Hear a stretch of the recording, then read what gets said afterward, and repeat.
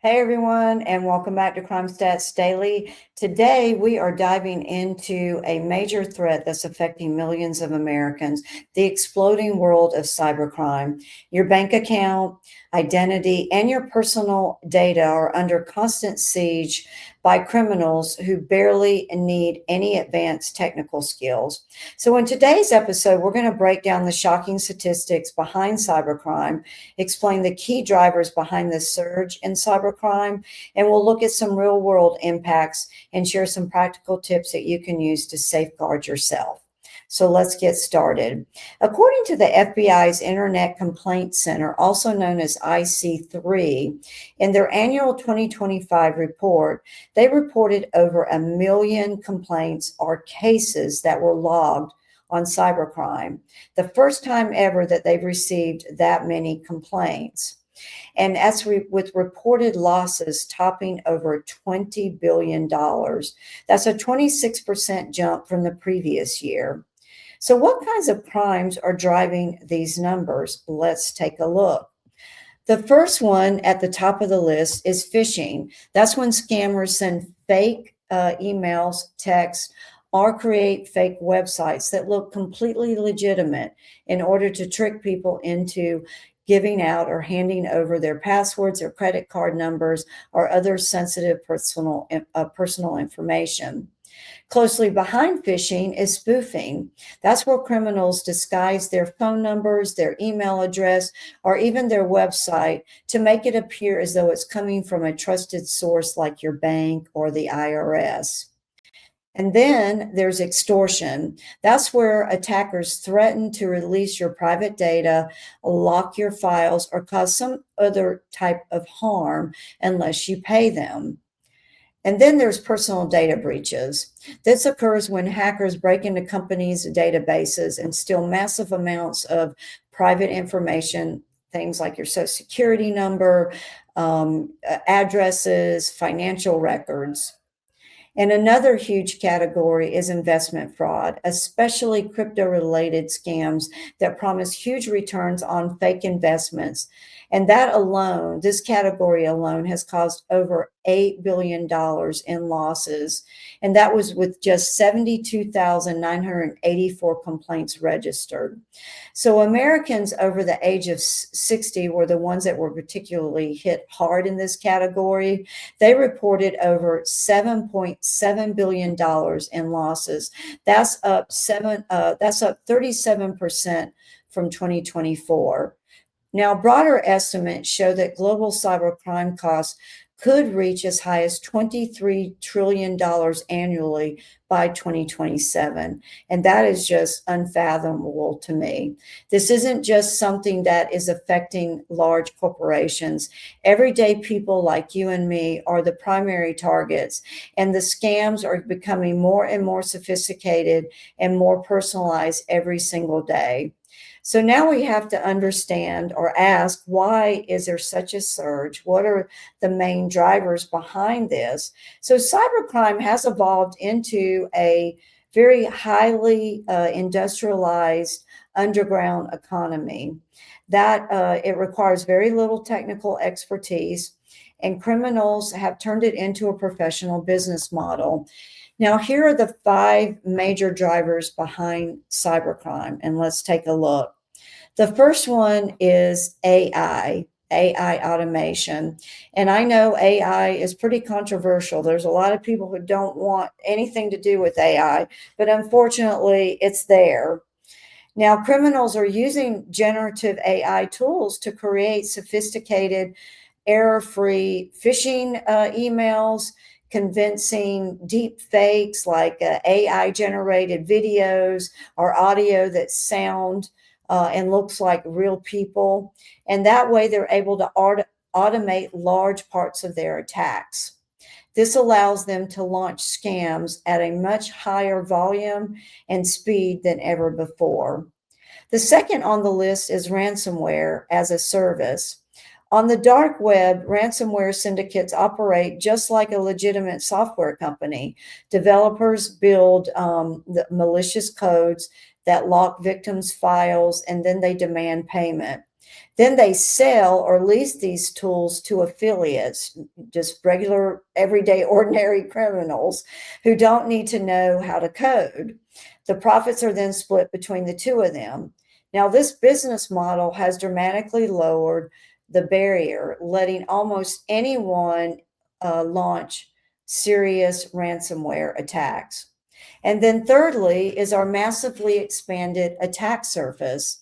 We live in a hyper-connected world, cloud computing, remote work, smart devices, everyday internet security, internet connected devices like your security cameras, thermostats, and appliances have created millions of new entry points for cybercrime. Every unpatched device or system becomes a potential vulnerability. And fourth is our geopolitical conflicts or landscape.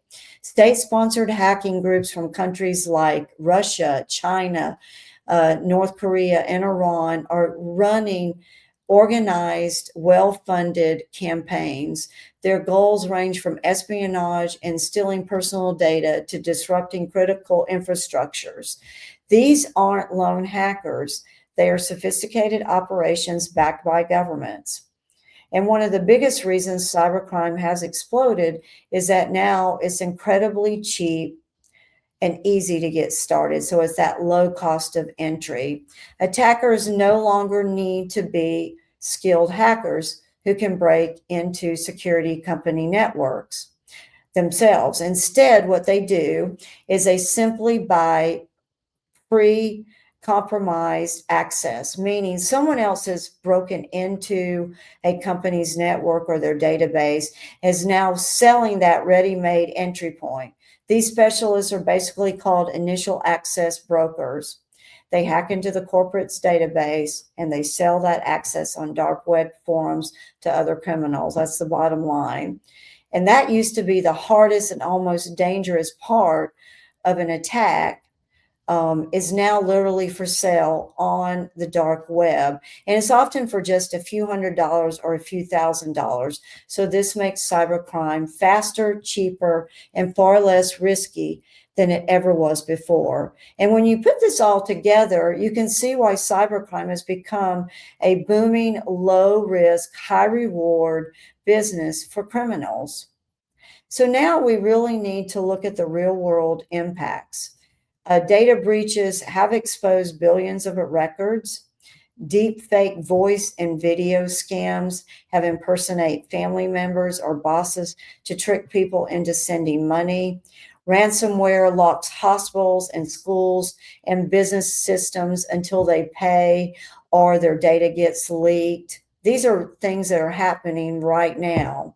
The human cost is enormous. Stolen identities have led to ruined credit, drained accounts, and constant stress on individuals and companies. And these attacks can come from anywhere in the world, making them very hard to stop. Many victims don't even report the incident, so the true scale is likely even larger than what I've reported here today. So what can we do? Now, we know that organizations, or many at least organizations, are building stronger cyber resilient databases and networks. But what can we do personally today to safeguard ourselves? So let's take a look at that. The first thing is freeze your credit. That means just take your Social Security number, enter it into these credit reporting agencies that you see here. You've got Equifax, Experience, and TransUnion. And often I think you can do this at a very low fee or no fee at all. The next thing you're going to want to do is enter a multi-factor authentication everywhere you are registered. So all of your accounts, if you can. Use preferred apps over text messaging. So there are apps over there that out there that you can use for messaging with friends, family, and the such. So use those over text messaging. Use a password manager with unique, strong passwords for all your accounts. So individual, unique passwords with each and every one of your accounts. Be very skeptical of unsolicited emails, calls, or any messages, and always verify independently. So always be cautious and be wary of emails, text messages, and don't click on any links. Monitor your accounts regularly and report suspicious activity. So you can monitor your credit cards, I think possibly your a bank account with the credit reporting agencies. I don't know about the bank accounts, but definitely your credit cards. You can do that. And then you can consider identity theft protection services if it fits in your budget. And there you can register your address, your credit card information, your bank account information, your email addresses, all of that you can do that can be tracked by these services, and they can alert you to any suspicious activity. And then lastly, where can you go for resources and for help and information? Well, earlier at the start of the video, or the episode, I talked about the IC3, which is the Internet Crime Complaint Center, and that is run by the FBI. I'm going to share their website with you guys, and you can take a look here. And I want to share this very quickly. Up at the top of the address, you can see it's ic3.gov. And then I have landed on their Internet Complaint Center press release page. And here I've noticed that they are releasing a press release about once a week. And you can get a lot of information by just reading these. And that'll keep you informed so you can always be on the lookout of what could be happening with your own digital footprint. I saw that there's an emerging hospice fraud targeting Medicare recipients, so you may want to take a look at that. So this is one source that you can go to.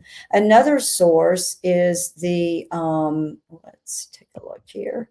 Another source is the Homeland Security Investigation site, or HSI CyberCrime site. And you can get details here about how federal agencies are tracking and dismantling borderless cyber networks, basically. So this will help you understand what federal agencies are doing to combat cybercrime. And then lastly, and this is just my personal research that I did, I found that this website, Kaspersky Security Resource Center, and you can just go to Kaspersky Cybercrime.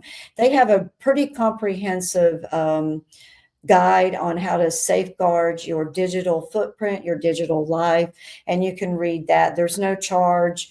And you can also use some of their services if you think it works for you. So I found that very helpful. So these are things that you should be doing to safeguard yourself.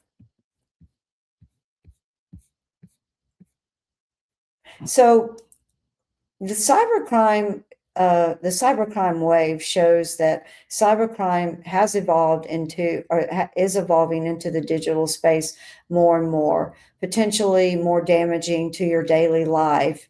So what do you guys think? Have you experienced, or someone you know experienced, cybercrime or identity theft that has been targeted by this?